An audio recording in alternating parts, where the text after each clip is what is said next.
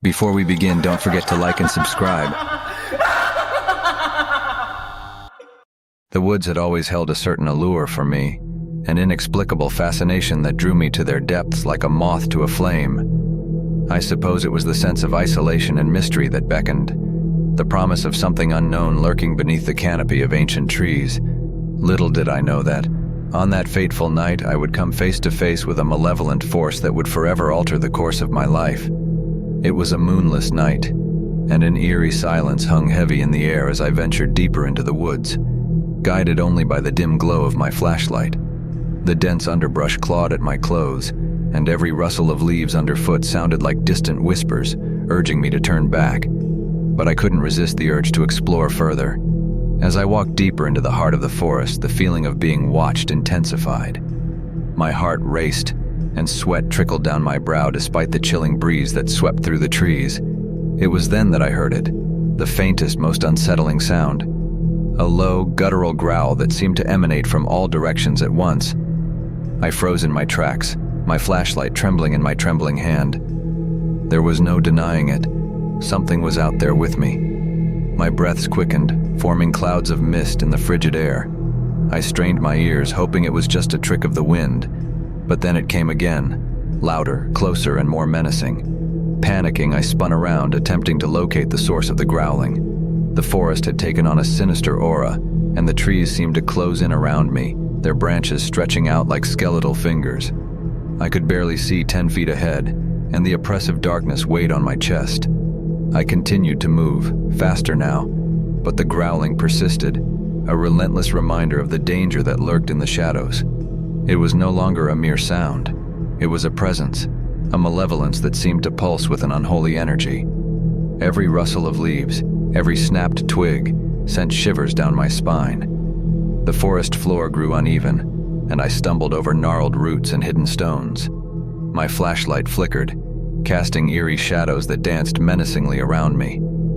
I cursed myself for not heeding the warnings, for venturing into this desolate place alone at night. My heart pounded like a drum in my chest, drowning out all other sounds except for the persistent growling. The air grew colder, and my breaths came out in frosty puffs. I had to find a way out, but the dense trees seemed to shift and rearrange themselves, disorienting me at every turn. The woods had become a labyrinth, a nightmarish maze from which there was no escape. In my frantic attempts to flee, I stumbled upon a small clearing bathed in a sickly greenish light. In the center of the clearing, a grotesque figure stood, partially hidden in the shadows. My flashlight's beam fell upon it, revealing a creature straight out of my worst nightmares. It was tall, impossibly so, its emaciated frame swathed in tattered, rotting rags. Its eyes were pools of abyssal darkness, and its skin seemed to writhe with malevolent energy. But it was the smile on its gaunt face that chilled me to the bone, an unsettling grin filled with jagged yellow teeth. I wanted to scream, to run, but my voice was trapped in my throat and my legs refused to move. The creature took a step toward me, its elongated limbs moving with an unnatural grace. Its voice, a sickening parody of a human's, echoed in my mind, filling me with dread. "You should not have come here," it hissed, the words sending shivers down my spine. "This is my domain, my realm of darkness." I finally found my voice, stammering, "Who? What are you?" It chuckled, a sound that sent a fresh wave of terror coursing through me. "I am but a shadow, a fragment of something ancient and malevolent. I have roamed these woods for centuries, feeding on the fear of those who dare to enter." As the creature spoke, I could feel its presence invading my mind, probing my deepest fears and insecurities. Images of my past, long-buried regrets and nightmares resurfaced, tormenting me. I fell to my knees, overwhelmed by the onslaught of terror. The creature drew closer, its breath hot and fetid against my ear. "Your fear is delicious," it whispered. "I will savor it as I have done with countless others." Desperation overcame me, and I mustered every ounce of strength to crawl away, to escape the creature's suffocating presence. But it was futile.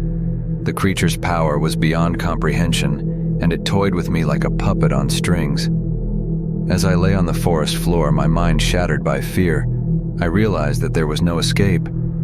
I had ventured too deep into the heart of darkness, and now I was trapped, destined to become just another victim of the malevolent force that called these woods home. and as the creature's sinister laughter echoed through the trees, I knew that I would never leave these woods again, that my soul would be forever bound to this haunted place, a warning to all who dared to tread where I had foolishly ventured, the realm of the demon in the woods.